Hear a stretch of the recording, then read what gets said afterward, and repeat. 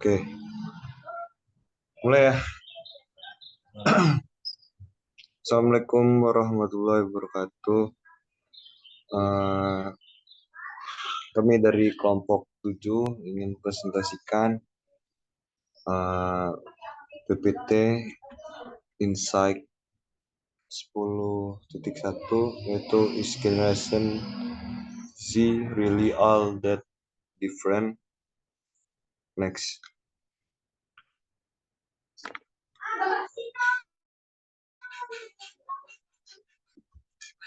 Sebelumnya, izinkan saya memperkenalkan anggota kelompok kami.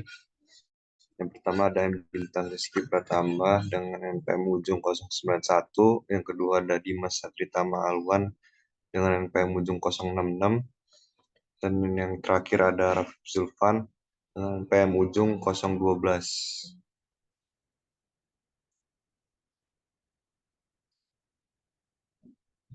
Di sini ada 3 pokok bahasan yang akan kami presentasikan. Yang pertama ada karakteristik dan perilaku Gen Z. Yang kedua, nilai dan pandangan sosial. Dan yang ketiga, ada implikasi untuk bisnis dan pemasaran. Next. Materi pertama akan dibacakan oleh rekan saya, Dimas. Silakan.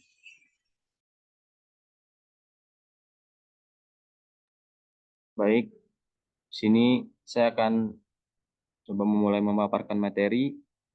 Ini saya akan menjelaskan tentang definisi dan rentang usia dari Gen Z. Generasi Z atau Gen Z itu sering disebut sebagai Gen Z. Adalah sebuah kelompok yang demografis yang lahir setelah generasi milenial. Meskipun ada beberapa variasi dalam menentukan batas tahun lahir, umumnya generasi Z itu mencakup mereka yang lahir antara pertengahan hingga awal 1990 hingga awal 2010-an. Generasi ini adalah yang pertama tumbuh besar dalam dunia yang sangat terhubung secara digital sejak lahir.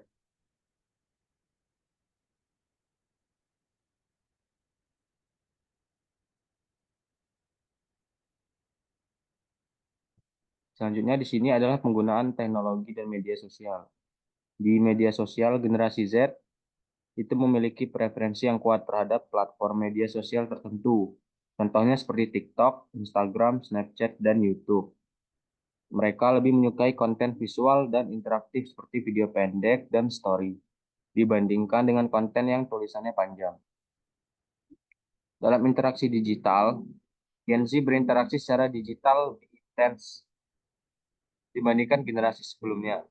Mereka menggunakan media sosial tidak hanya untuk berkomunikasi dengan teman dan keluarga, tapi juga untuk membangun identitas diri, mencari hiburan, dan mendapatkan informasi. Mereka juga terbiasa dengan multitasking dan sering menggunakan beberapa perangkat atau aplikasi sekaligus.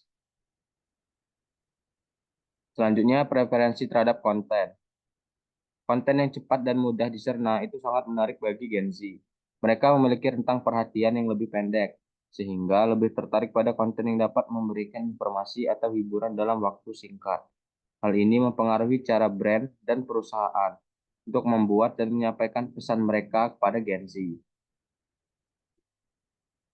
Baik, materi selanjutnya akan dijelaskan oleh rekan saya. Baik, materi selanjutnya akan saya jelaskan, yaitu nilai dan pandangan sosial. Jadi generasi Z itu lahir antara tahun 1997 dan 2012. Dikenal memiliki kesadaran dan kepedulian yang tinggi terhadap isu-isu sosial. Beberapa hal yang menonjol dari pandangan generasi ini, yang pertama, ada keberagaman dan inklusi. Jadi generasi Z sangat menghargai keberagaman dan menolak diskriminasi berdasarkan ras, gender, orientasi seksual, dan latar belakang. Mereka memperjuangkan hak-hak minoritas dan kelompok marginal, serta mendukung gerakan-gerakan sosial yang mempromosikan kesetaraan dan inklusi. Next. Yang kedua, keterlibatan dalam gerakan sosial dan politik. Generasi Z dikenal sebagai generasi yang aktif dan vokal dalam menyuarakan pandangan mereka terhadap isu-isu sosial dan politik. Mereka sering terlibat dalam gerakan-gerakan sosial, mulai dari unjuk rasa, kampanye, hingga aktivisme digital untuk mendorong perubahan positif. Generasi ini juga cenderung lebih kritis terhadap pemerintah dan lembaga politik, serta aktif dalam proses demokrasi seperti pemungutan suara. Next.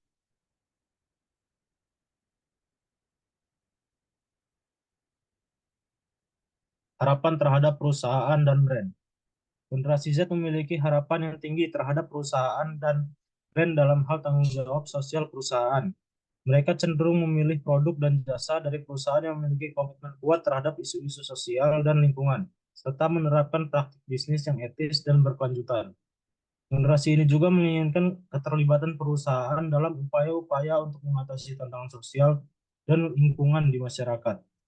Secara keseluruhan, generasi Z memiliki nilai-nilai dan pandangan sosial yang khas, dengan fokus pada keberagaman, inklusi, lingkungan, dan keterlibatan aktif dalam perubahan sosial.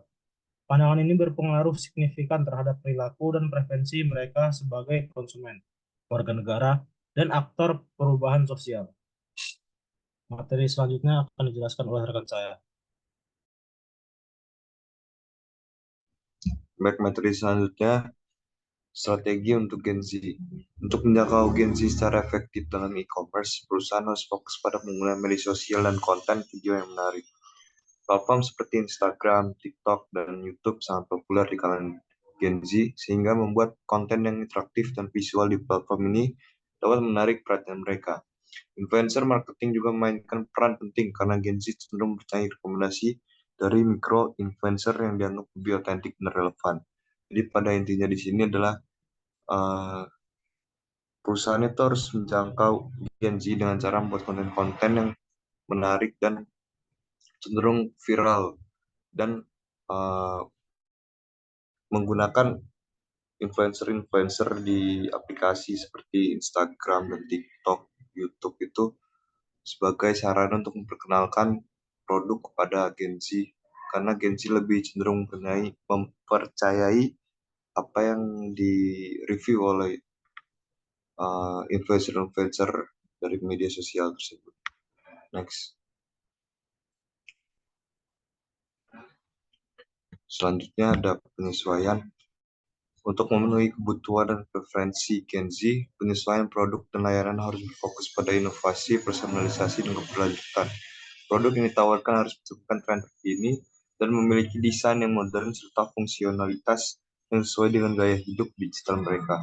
Menyediakan berbagai opsi kustomisasi memungkinkan Gen Z untuk mengekspresikan diri mereka dan merasa lebih terhubung dengan produk yang mereka beli. Jadi pada intinya di sini adalah perusahaan itu pada zaman modern dan digital ini untuk menyasar pasar Gen Z harus punya produk yang berinovasi dan cenderung lebih dekat terhadap gaya hidup Gen Z pada zaman sekarang. Next.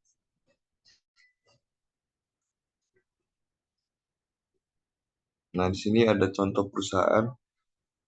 Kita ambil contoh perusahaan dari Nike. Nike berhasil menarik perhatian Gen Z melalui kampanye pemasaran kreatif dan inovatifnya, menggunakan teknologi canggih serta komitmen terhadap keberlanjutan. Kampanye Dream Crazy yang menampilkan Colin Kaepernick berhasil menarik perhatian Gen Z dengan pesan keberanian dan perjuangan, meningkatkan engagement di media sosial sebesar 31% dalam beberapa minggu pertama peluncurannya. Selain itu, aplikasi mobile Nike yang menawarkan pengalaman personalisasi dan pelatihan menarik minat generasi muda dengan peningkatan penggunaan sebesar 45% pada tahun 2020 dari kelompok usia 16-24 tahun.